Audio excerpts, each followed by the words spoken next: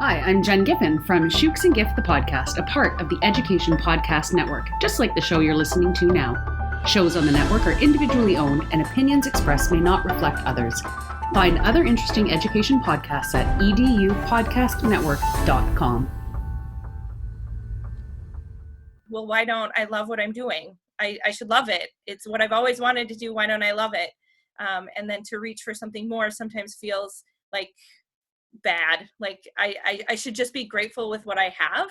And then on the flip side, when you're reaching for more and you're not there yet, to be happy with where you are. So it's a huge balance, and I'm figuring it out every day. Welcome to the Burned In Teacher Podcast. I'm Amber Harper, and the educators on this podcast are brave enough to share their stories of burnout with the world.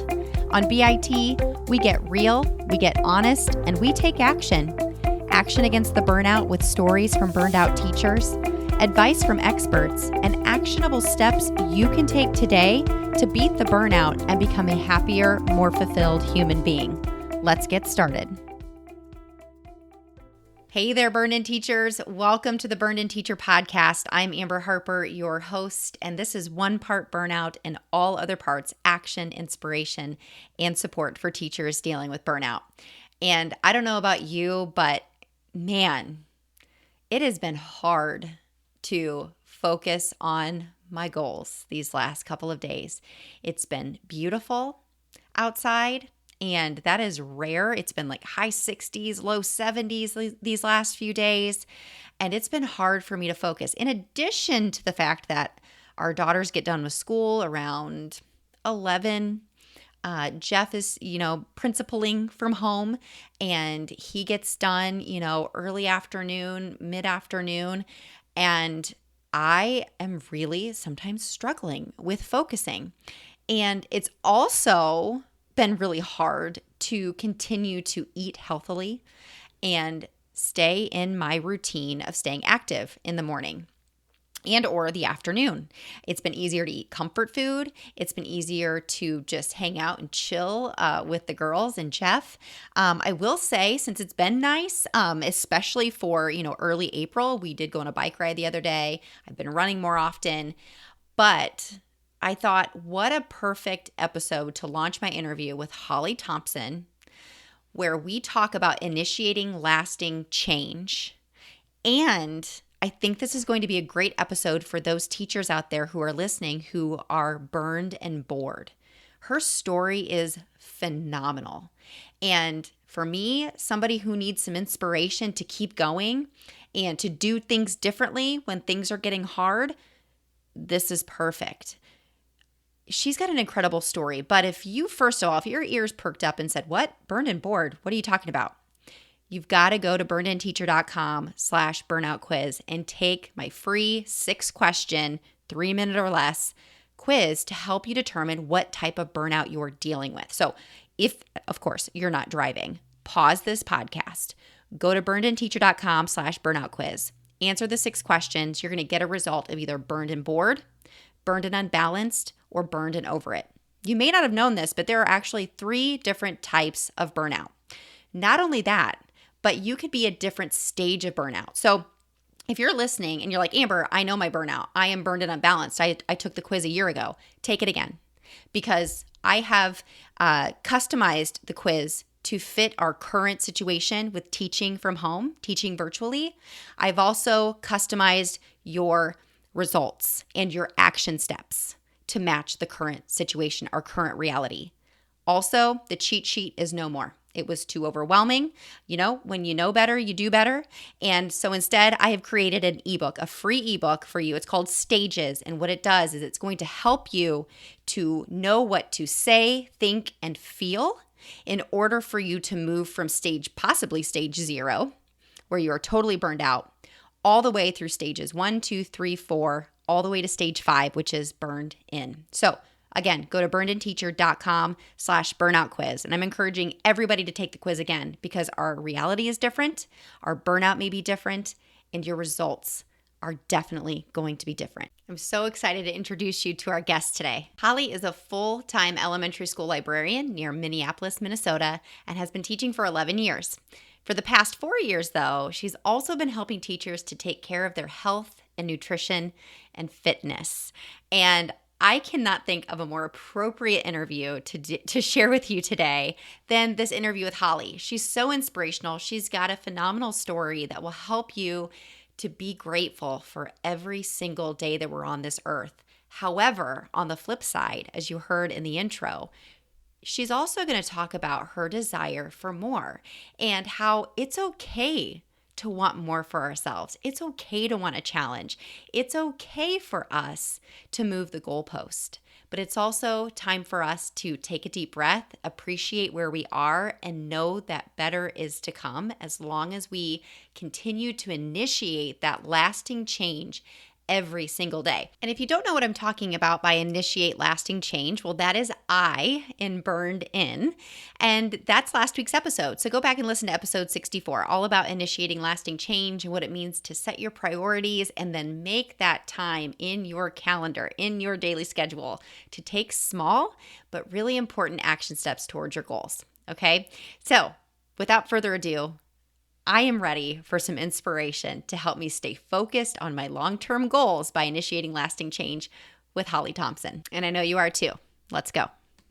Holly, thank you so much for being here today. I really appreciate you coming and sharing your story with the listeners of the podcast. I am so honored that you asked me to be here. When I've been listening to your podcast for a while, probably since the beginning of last summer, I'm drawn to it, and I recommend it all the time to my people because I think we have similar visions, just in a slightly different way. So super honored to be here. Well, it is my pleasure to have you here. You know, I found you on Instagram. I'm so inspired by your stories, by your passion and your enthusiasm for igniting, and activating physical health for teachers. And I really felt compelled to invite you on the podcast. So can you tell us a little bit about what it is that you do now in education? I am a elementary school librarian. I'm in a school with preschool through 6th grade near Minneapolis. And I love it. I've been a librarian this is my 11th year, and I've spent the last 10 years in one district, one elementary school. And just last year, my position the funding was cut a little bit. And so I decided to jump districts, which is different. And I work closer to my home. So still close to Minneapolis, but a lot closer to my home. And I'm just loving the community here, sharing books with kids, helping them learn digital citizenship. And a lot of schools don't have school librarians. So I'm super excited to have this position. I think it's the best job ever. Yeah, that's awesome. So I was reading in your, just in some information about you that like you just said, it was an unexpected change, but it was a change that you chose to make. Is that correct? Yeah, sort of. Yes, it was in the end, for sure. I was told that my position was being cut and I would have to choose whether to take a pay cut or move schools within the district, which I was a continuing contract teacher. They would make provisions for me for that. And then this email kind of popped into my email box that was a lot closer to my house. And I thought, I have some control here. So I'm just going to go for it and see what happens. And I honestly and truly believe that I was called here. What they were looking for is exactly what I wanted to be doing. And I wasn't feeling that way in my old job, but I didn't necessarily realize it. And when I got here and was able to just be my complete, total, crazy self and follow my passion, it feels effortless. And I wasn't feeling that before. So sometimes that change that you didn't really think you wanted turns out to be exactly the thing you needed and should be happening next. Oh my goodness. Preach it, girl. That is, I agree with that so much. Change can be really scary. And sometimes for other people, for me, I love change, but it can still be a little intimidating, but you never know until you try, right? Nope. So I also, in addition to being a full-time school librarian, you are also very passionate about the health of educators. In fact, you have a website dedicated called happyhealthyteacher.com. Is that correct? I do. Yep. So can you, and this can go in any direction you want as far as this part of the conversation. So Was that site something that you created out of burnout? Were you burned and bored and needing something else? Or was this just something that you were just really passionate about and decided to pursue? I'm going to try to layer the answers to that question in the right way. So bear Sure. with me. Yeah. It didn't start that way. I wasn't feeling burnt out at work, but as a mom of 2 little kids and a teacher full time, I wasn't feeling very healthy. Mhm. So I joined my friend in her challenge group because honestly, I knew I know your listeners will resonate with this. I was getting observed and someone took a video of me and I saw the video and I was like, that's what I look like. And I weighed 40 pounds more than I do now, and I am 5 feet tall. So I went from a size 14 to a size 4, and that's significant. That is very significant. It was Wow. only about 6 months after I'd had my baby, so there was, some of that included in that. Mhm. But I was like, I would drive past the gym every day with my babies in the car, and I would be like, I should really stop, but I don't want to put them in daycare for another hour while I go do that. So I'm just not going to go. I'll go over the weekend. And clearly that doesn't work well when you're only working out or eating well once a week. And so a friend of mine dropped this opportunity for this online accountability challenge group thing. And she was a coworker of mine, also a teacher in the school I was working in. And I was like, I know that she'll kick my buns if I join her. And that's kind of what I need. So I joined her group. I started losing weight. I started feeling really good. And part of the program is personal development. Mhm. And so I hadn't really gotten into reading books about self-help or self-care yet. And lots of middle grade fiction, but not as much self-care. So that was part of it. And so throughout this shortish journey, she asked if I wanted to share it with other people too. And I was like, well, yeah, like, why not? And people were asking me what I was doing. So it kind of just grew organically. And actually in our business, I just heard somebody say I'm an accidental leader. Like I didn't go out looking for this. Mhm. But what it ended up doing outside of the health part of it, which is the most important part, but when I would feel at work like I wasn't being fulfilled, I had coaching to back up. So it was like, okay, I'm not loving this today. It's feeling icky for, 2 weeks or 3 weeks, and I'm not loving it. I'm feeling bored, feeling like I don't have any power. Kids are crazy in my classroom, in my library. I can't handle it. But then I would go home and plug into coaching. And similarly, when things might not be going well for coaching, this group of people isn't really doing their work like I really want them to be, just like kids, right? When we're trying to get kids to do what we want them to do and they're not doing it, how Absolutely. frustrating that is. Yes. And so when I would have that going on in my challenge groups, then I felt like I would pour more into teaching. And it just became, and still is, this really fun yin and yang balance of the side hustle and the full-time job. And I honestly can't imagine getting rid of either of them because it just kind of happened. Yeah, so it's really interesting. So I have so many questions to ask you, but and even you had a story on Instagram the other day, and you said there are some times where I love what I do, but I just sometimes find myself wanting more.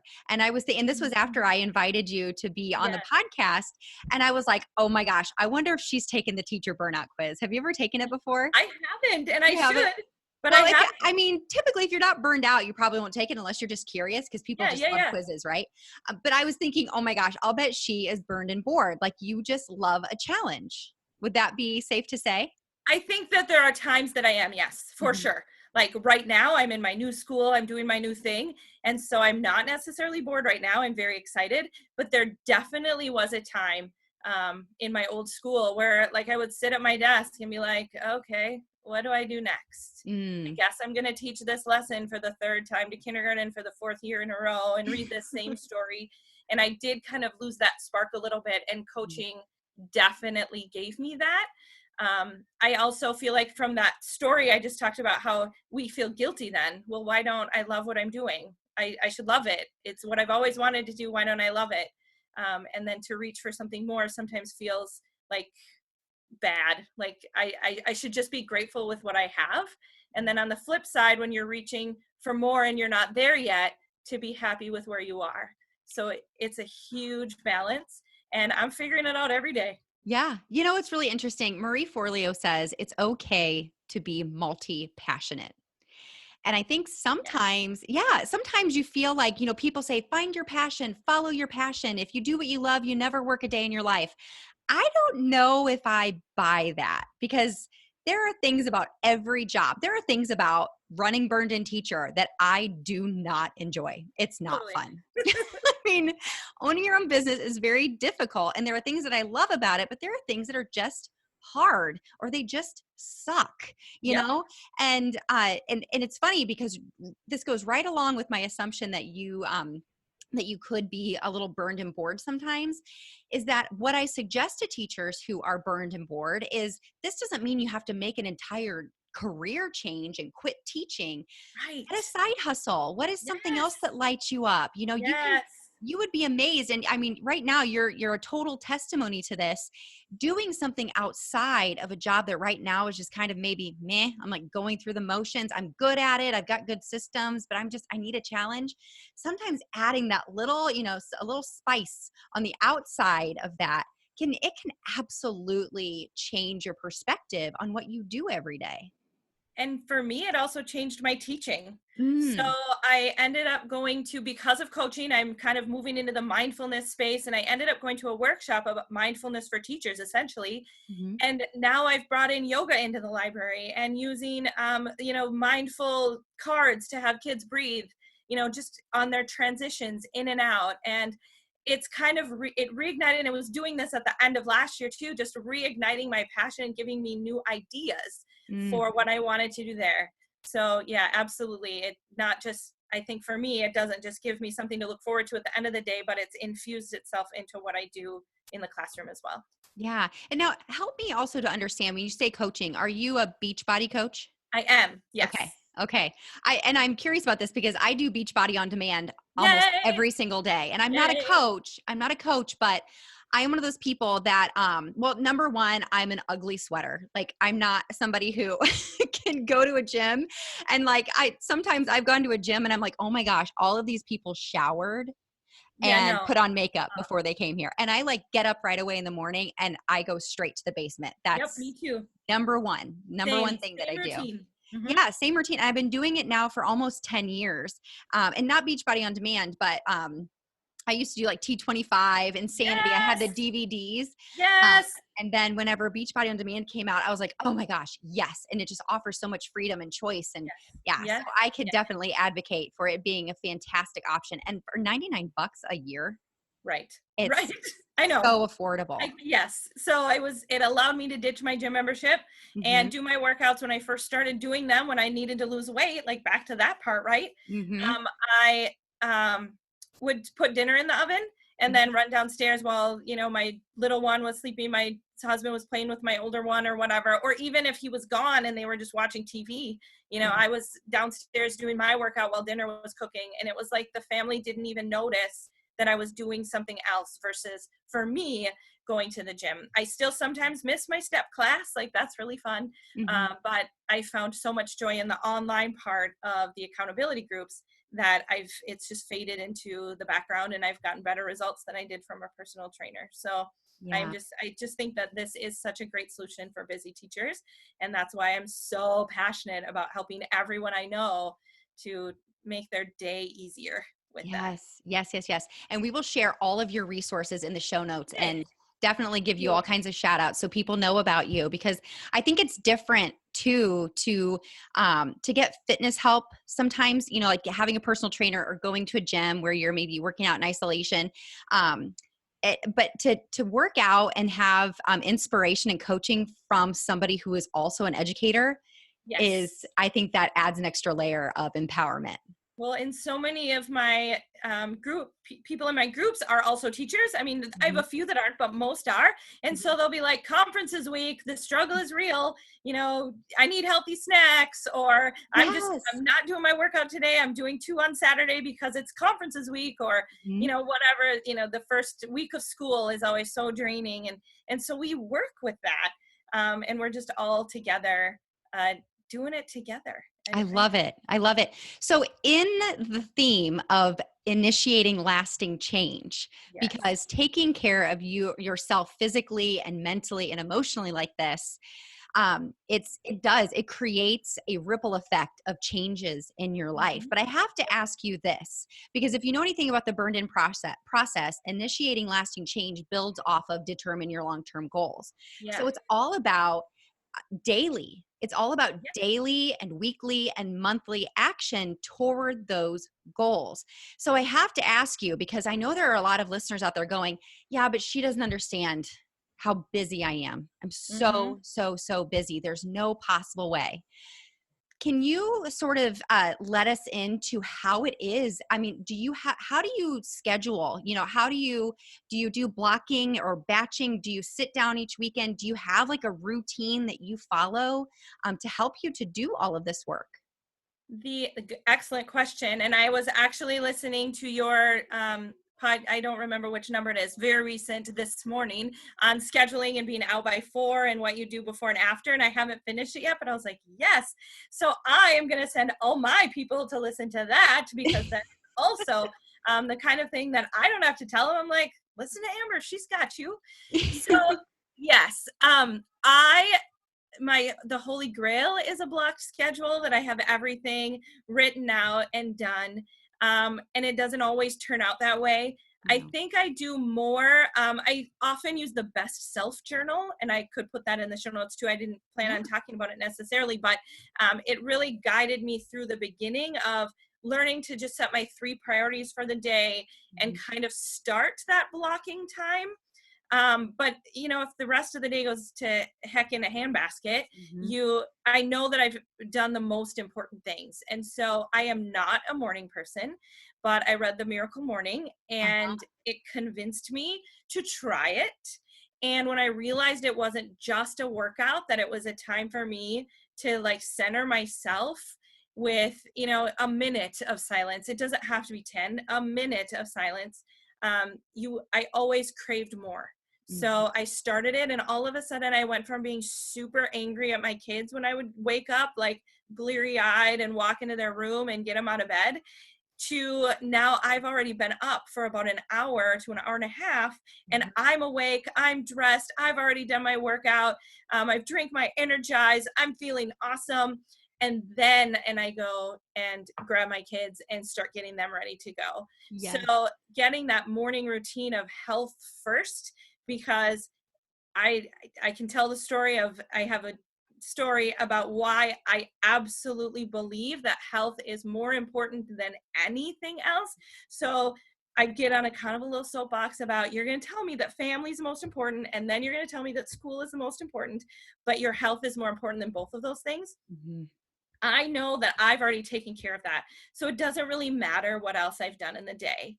Yeah. I'm also grateful that I have kind of a half an hour pocket after my husband and son leave, that my daughter gets herself ready. She's in 2nd grade. She gets herself ready. And then I have like 30 minutes to do those tasks for coaching that I don't love.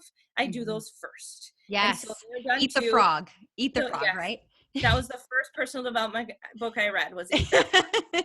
So get that stuff done first. And then, then in the afternoon after school, if I can grab 15 minutes to check in with my challenge group or make a social post or do an Instagram story, then I kind of do that on the side. And I am pretty good. I'm very fortunate. My library job, I'm flexibly scheduled, so I don't do prep time. And I can manage my work in the time that I have, mostly contract time. Sometimes I come in early, sometimes I stay late, but for the most part, that's really solid. So it's that 2 little kids, husband has a really chaotic schedule, there might be a meeting, I have to pick up 2 instead of 1, all of those changes. But that 5 to 5:30 a.m. wake up before they get up at 6:30, 6:45 is everything. And so that's where I start. Does that answer it? Oh, absolutely. So everything I'm hearing about what you're talking about is so true and so on point. So you're talking about create the schedule of your dreams. Yes, Episode. that one. And so I talk a little bit about Out the Door by 4, but I really do talk also about, if you really want to create change in your life, you have to start with a vision, and then you have to move to the plan. And what you're talking about here your everyday, the day to day, having your top 3. And sometimes, sometimes your day goes the way you want it to go and sometimes it doesn't. That's the daily discipline and Yes, intention. absolutely. And that's the hard stuff. So It tell is. me, is it always easy to just hop out of bed at 5 in the morning? Oh no, not No, even it's sort of close. today And I was a try to struggle tell for me. myself, it's gonna suck worse if I keep laying here. Just Mhm. get up. Just get up. I mean, I hit snooze. I try to do Mel Robbins' 5-second I rule. was just going to say that is what I go to every time is the 5-second rule. 1, 5, 4, 3, 2, 1. Get the heck out of bed. And I need to practice that more. I often hit snooze, but I've built myself enough time Mhm. that I can kind of do that. And some days I hop right out of bed.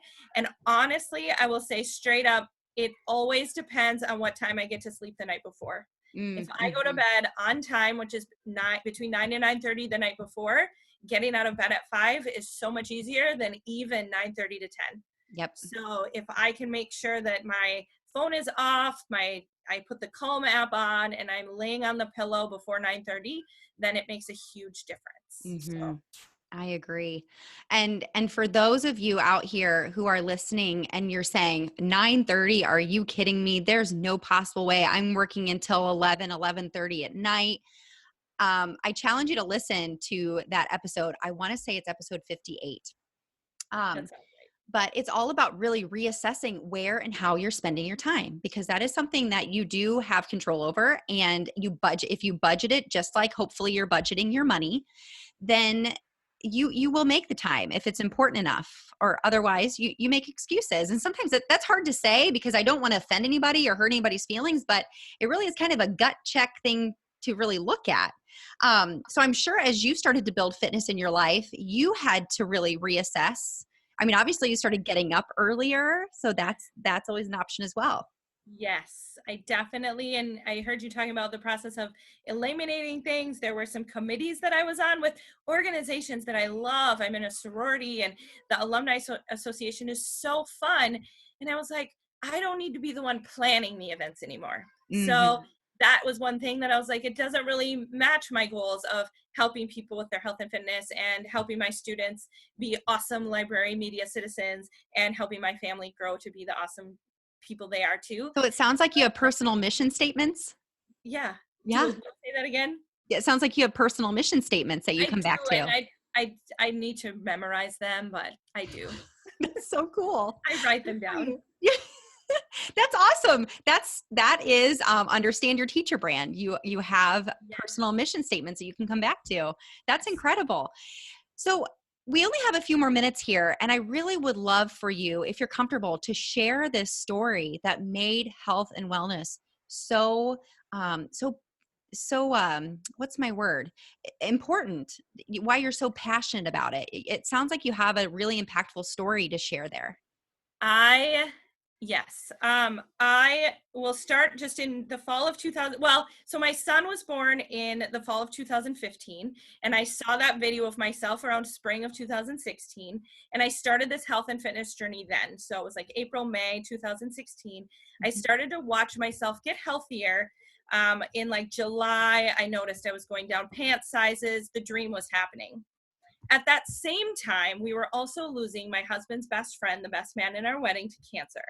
Mm. And so while my family was going and not to call them out necessarily, but where most people, I guess I should say even more, the old Holly would have gone home, drank wine with my husband and ate chocolate. And instead, because I was already within this health and wellness journey, I started listening to audiobooks and podcasts about grief. And so instead of filling my soul with wine and food, I actually felt my soul with what it really needed, which was the language to understand what the people even closer to Brian were feeling and going through, so I could understand my own feelings and theirs and help me through that. And so that happened right in the fall of 2016. And unfortunately, he lost his battle on my birthday in 2016 in October. In November of 2017, I suffer from a other weird condition where my spinal fluid doesn't regulate properly. I've had it for years. It's well regulated with medication, no big deal. But my doctor that I go to regular checkups said he didn't like the MRI, or he didn't like what he saw because I had already lost weight, and usually it's resolved in weight loss. So he was sending me for an MRI. And in November of 2016, 1 month after we went through this incredible grief journey and are still grieving, I found out that I had 5 brain tumors. The only word that I heard the doctor say was benign, because my only perspective is cancer. So I called my husband and had to tell him that they found tumors, they're benign, they think that one might need to come out, we need to see more specialists. And so that perspective gave me the strength to get through that journey. Mm-hmm. I was able to be treated at the Mayo Clinic. We got second opinions. I was already on a health journey. And so 2 parts of that, when I was in the room to have 1 tumor removed, the guy next to me was definitely older, definitely not healthy in the rest of his body. And he was also getting some sort of brain surgery that day. And just hearing the partner that was with him talk about the walker and how slow he had to move and the swollen ankles and all of these other complications that he had, I just sat in my chair and I was like, I have amazing strength. I get up and walk. I have 0 health issues. They're going to take this tumor out. It's going to be awful for a period of time, but I'm okay. And so I went into surgery. I don't recommend it for anyone if you don't need it. They did a full craniotomy and had to remove 1 tumor near my optic nerve. The others were radiated, and we just wait and watch. So that hashtag scanxiety is real. That really is real. Mm-hmm. I get nervous every single year. But the story that really made me understand how important health is above everything else is after my surgery, I was in intensive care for a night and then was in my room recovering, like just a bright, sunshiny room, and laying there with my big head, bandages on and on a ton of pain medication. And I was so excited to see my kids. They were 1.5 and 5 at the time. And I just wanted to see them and I wanted to hug them. And they came into the room. My husband brought them in the room, and they had so much energy and they were running all over the place. And about 2 minutes later, I had to tell my husband, Marshall, they need to leave. Mm-hmm. I can't spend time with them right now because I hurt too much and I can't handle the stimulation. Mm-hmm. Now that's an extreme case, but it absolutely stuck with me that if my health isn't where it is, because I've been fortunate enough to be very healthy the rest of my life, I wouldn't necessarily know that. And so knowing that when we don't have our health, we can't even enjoy the time with our family. And so that experience has just made me absolutely passionate about making sure that right now teachers that I'm working with, so when the smallest things happen, when they have a really rough day with behavior in their classroom, they already feel stronger than that. So they didn't, they're not already taking Advil that day because they had a big headache when they woke up, and then they come into their classroom and they're feeling just tired, that you're already feeling 100%. So when the smallest things happen, you can still deal with and enjoy the people in the room. So that's why I continue to do this. And every time I think, oh my gosh, it's too much, why am I doing this? I just think about that story and I look at the teachers in my own building who I love already. And I've only been here 6 months. And I just want all of them to be able to give their students everything they have. And when they are better, then they have more to give. Yeah. So that story is so impactful. Thank you so much for sharing that. That is extremely, I can't even imagine to suffer that loss and then to go through that kind of stress and to have already had to have already made those investments in your health and how much that impacted your recovery. Huge. It's huge. It's huge. So what would you say to a teacher, Holly, who does offer a bit of resistance or who is saying, I can't, I don't have time? What would you suggest to them as tiny baby steps towards a healthier lifestyle? I usually start with nutrition. Mm-hmm. So when people are worried about time for working out, we start with nutrition. Everybody has to eat anyway. And the nutrition plan that I follow is actually really simple to prepare and saves us time during the week. It's not a specific, you can do the measuring out your food one, but I follow a different one. It's called the 2B mindset. And you just look at food groups and you pick a really healthy choice that's going to nourish your body. And so I start there because we're doing it anyway. And then I teach people how to save time throughout the week. So you might spend a little bit more time Sunday planning, but then on Monday afternoon, you're not thinking about what you're going to have for dinner because you already know. And when you're planning all at one time, batch planning, similar to how you might batch plan your lessons, you're going to batch plan what you're having for dinner and make sure you order your groceries. I don't do a lot of meal planning or meal prepping on Sundays. I kind of do things throughout the week, but I walk people through how to do that, and the video course that comes with it does that as well. And then I remind people that your workouts, yes, are impactful. They're going to increase your cardiovascular, they're going to increase your strength, but most importantly, they're going to increase your confidence. Because all of a sudden you have 30 minutes that you have done something for yourself and you did something hard and you accomplished it. And that 30 minutes of time isn't about losing the weight. It's actually about giving you confidence. So we start with nutrition. When we have a little bit of success with that, 1% better every day, just 1%. And then we'll move you to, let's go ahead and start workouts. Now, some people look at the plan and they understand, and I guide them through, well, maybe what could we find 30 minutes? Could you do your workout while you cook dinner like I did? Could you just wake up 30 minutes early because you're hitting snooze for 30 minutes anyway? Is there a place, and I can help people find that pocket of time? But a lot of times, if we plan our meals, we find that 30 minutes when we're not planning meals throughout the week. So that's kind of where I start. And it's baby steps. That's how we do it. Yes, I know. No matter what the size, any step forward is progress. Yep. Right? So, Holly, before we take off for today, is there anything else that you want to share with teachers or to leave them with today? You're amazing. The fact that you've chosen this profession and you show up every day means that you have the most giving and wonderful soul. And I want every single one of you listening to know that you're listening to this for a reason, and your soul is worth it. Your soul and your body and your health and your mindset is worth the work, not just for your students and your family, but for you, because there's a lot burning in there. And one quote that I heard once, if you're burned out, it means you're burning. So it means you care. And, teachers who don't care don't get burned out. They just stop. And so go with that and just be confident that you are exactly where you're supposed to be. Yes. And burnout is a sign of needed growth. Yes. In some area. It's not a sign that you are a bad person. It's a sign that some changes need to be made. You're ready for some sort of change. And, getting more physically, mentally healthy could be the change that you need. I hope so. Holly, how is it that people can find you, interact with you, possibly get coached by you? Probably the easiest way is Instagram.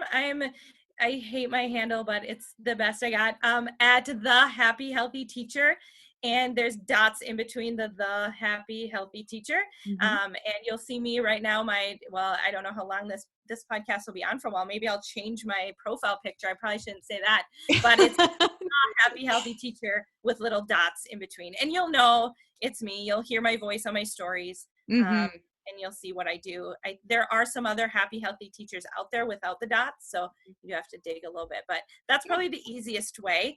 And then through that Instagram, you can link to get some free resources. You can kind of see what my coaching looks like, join my Facebook group, do stuff like that there. But I think Instagram is the best way, or you can email me at happyhealthyteachermn, that stands for Minnesota, so happyhealthyteachermn@gmail.com. And I just have an open email, so email me anytime. I love it. I love it. And your stories are so inspirational. They're so fun. You just have such a positive energy about you. Thank you. Yes, you're so welcome. And thank you so much for coming on the podcast today. I really appreciate you sharing your story and your passion and your enthusiasm for getting healthy so you can be more disciplined and intentional throughout your day. You're welcome. And thank you for inviting me and doing what you do to help teachers stay amazing in their classrooms. Thank you so much. It is my pleasure. This episode, I don't know about you, but it's exactly what I needed. Hearing other people's story of struggle and triumph and challenges and how they came through these challenges in our life. Some of them we can't even imagine. It helps you to realize how important every single day is, especially now when we're stuck at home or safe at home, however you choose to look at our situation right now with the current quarantine, that every day, whether we're stuck at home or we're allowed to go wherever we want, it's a day to initiate lasting change. So whether it's change in your mental or emotional health, change in your physical health, if you need a reminder of how important even tiny action steps are just to get started, this is your reminder. All right, Burned In Teacher is here for you. Holly is here for you. You have people in your life that maybe you've never met personally who are rooting for you, who are cheering you on, and who want lasting change for you. So because initiating lasting change takes work, I have a freebie for you. If you go to burnedinteacher.com/initiate, you'll get a free chapter of my ebook. Now, the ebook is not available anymore because it's going to be turning into Hacking Teacher Burnout here in 2020, but you can still get this chapter 7 of the ebook that walks you through the steps of how you can create a practice and a routine for keeping yourself accountable while you're reaching your goals. So go to burnedinteacher.com/initiate and take a deep breath because you just took another step to becoming a burned-in teacher. Stay home, stay safe, and burn on. If you enjoyed today's podcast episode, you can head over to burnedinteacher.com where you can access the entire vault of Burned In Teacher podcast episodes and more information about ways I want to help you go from burned out teacher to burned in human. If you enjoyed today's episode, I would be so grateful if you would head over to iTunes and leave a review and a rating about the Burned In Teacher podcast. Until next time, take a deep breath because you just took another step to becoming a burned in teacher. Burn on.